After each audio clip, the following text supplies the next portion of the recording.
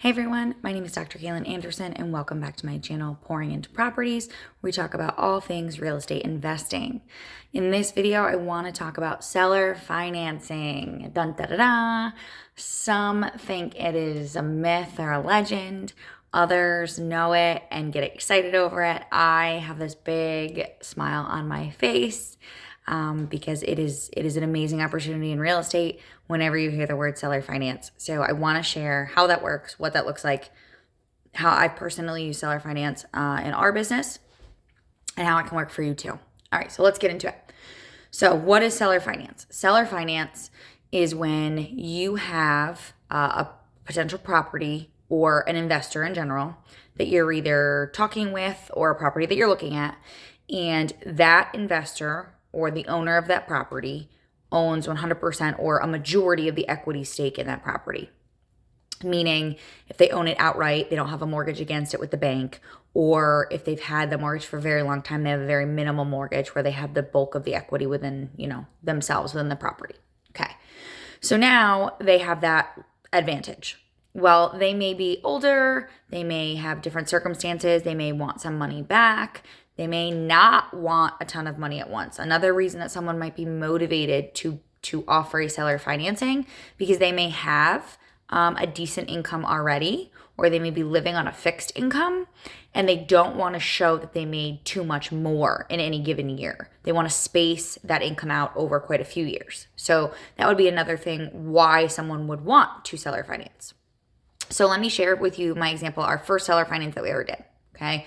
My husband was driving in town, saw a for sale by owner sign, called, met the guy, looked through the house, calls me, says, hey, we need to come back. Let's chat with him. Okay, cool. So we go there. We get talking. We explain our position. We explain that we have other properties. We explain what we're doing, get to know each other, explain our backgrounds, what kind of position we're in, like who we are, right? You build that relationship. The man says, I don't want all the money up front. Ideally, I would like to do a seller finance. I look at my husband, he looks at me, and I'm like, okay, now we got a deal. Now we got to make this work. The reason why seller finance is great for you as the potential buyer or investor, you are not doing any credit checks. You are not going to a bank and asking for a mortgage and pulling a line that requires credit checks, requires some upfront costs, extra fees like appraisal and opening the mortgage and all of that stuff. You don't have to do any of that. So you talk with that seller, you figure out their terms and what they're looking for. You decide if that's something that you can handle and agree to. And then you either go to just a title company or an abstract company or your trusted lawyer to get that contract written up to get that done. So we sat there with him, we talked. We decided on a purchase price. I liked the purchase price, that's fine. We decided on a amount down on that purchase price, like what we felt comfortable with, fine. But the next thing was the interest rate. So at the time, current interest rates were like 6.5. Well, if you're going to give me the same interest rate as I'm going to get with the bank, the only thing that we're not doing is we're not doing that credit check and we're not paying the appraisal fee and stuff. But essentially, I could go with the bank. I could get more if I needed to do any, improvements or anything like that. So we got to make it worth our while here, right? So I was able to negotiate down to a 5% interest rate, which at the time was phenomenal. It was great. And there's no set, we didn't do like a bubble. Like we chose for so many years and we're in.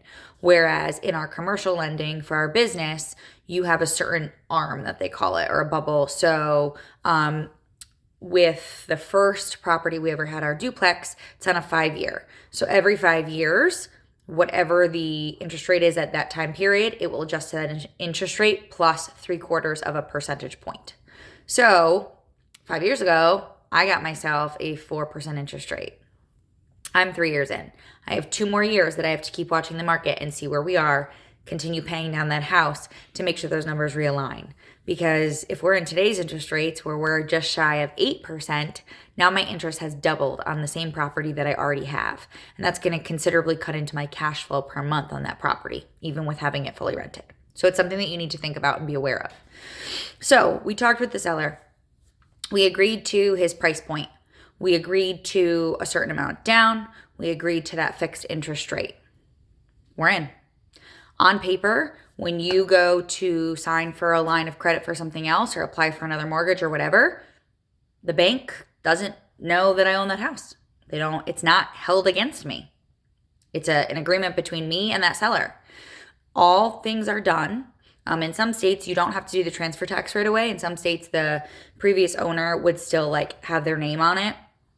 But in Pennsylvania, what we did, our lawyer suggested, hey, like you're buying it outright. You're getting your name on it now. Like you're paying for the title search. You're paying for all these things. You're buying it. Your name is on it. So we did have to pay for the transfer tax and all that. But then it's ours.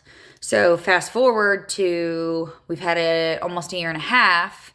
It is appraising way higher.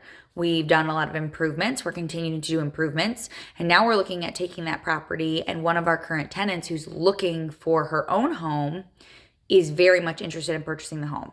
So now not only we've had it for a year and a day, so we're out of our short-term capital gains range. We do not have to list it on the market. We don't have to give out 6%. We're going to make sure that everything is tidied up and ready to go so that that home is rock solid for a woman who is a single mother who wants a really safe, clean, like well put together turnkey home for her family in a very desirable location because it's close to the school and everything. And we're going to make that work, and it works for everybody.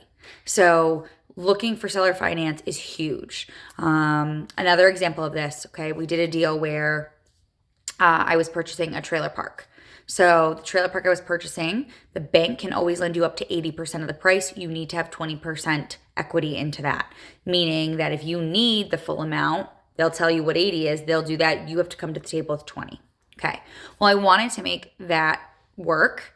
But at that time, I didn't have an extra $47,000. I did, but I didn't want to use it. I didn't have an extra $47,000 laying around to dump all of it into that property for my 20% down.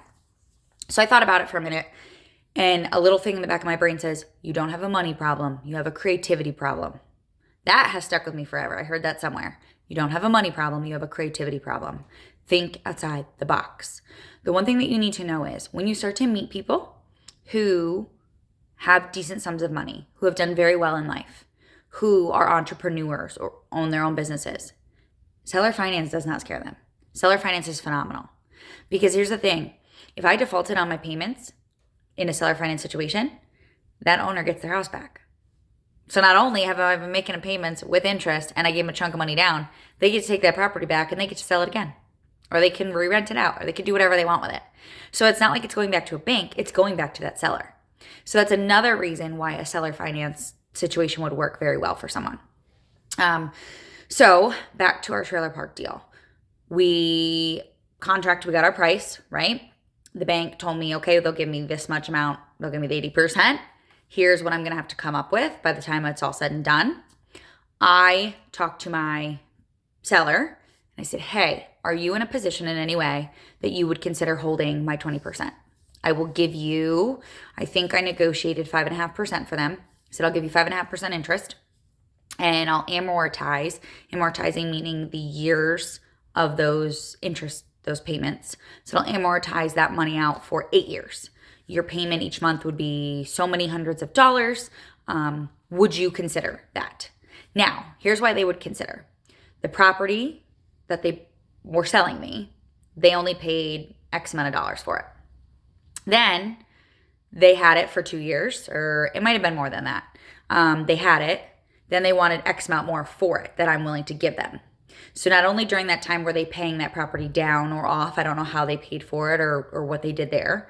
So that property, what they owed was way less. So now even though the bank's only giving me 80% of that, it's way more than what they paid for. It's way more than what they owed. So at the closing table, even though they're going to hold my 20% down, they're still getting a very large, considerable chunk of money.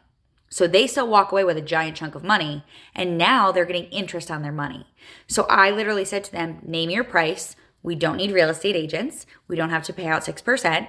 You name your price to me, and if you will hold my 20% down payment, I will give it to you in interest, which means that the price that you're naming, if we're kosher, if that is not exorbitant, right? If it's a solid amount, if it all works out, that price that you're naming, you will get exactly what you want and you'll get more. because now you're going to get interest on your money because I'm going to pay you those payments every single month. They said yes. They said yes. So I acquired a trailer park. It's 10 units total. And when I went to that closing table, instead of bringing $48,000, I went to the closing table with $9,000 for my closing costs. Creative finance, seller financing, a mix of both. Okay. There's no harm in asking. They can say no, and then you can ask in a different way. So seller finance is the way to go. Any questions you have, leave them in the comments. I would love to answer them for you.